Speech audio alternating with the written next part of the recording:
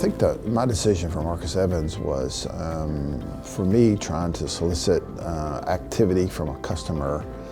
You start too low in the organization and you spend too much time and money trying to push through that.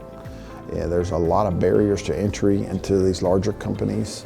Having worked for one, I certainly appreciate because I didn't want to entertain every person who wanted to use my resource.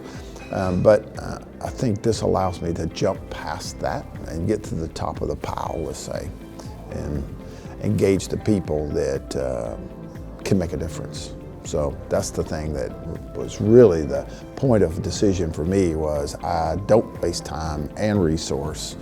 And my philosophy to my staff is always, you can't save your way to prosperity. You've got to grow that top line, and revenue growth is critical for enterprise value. So that's why I chose to do that.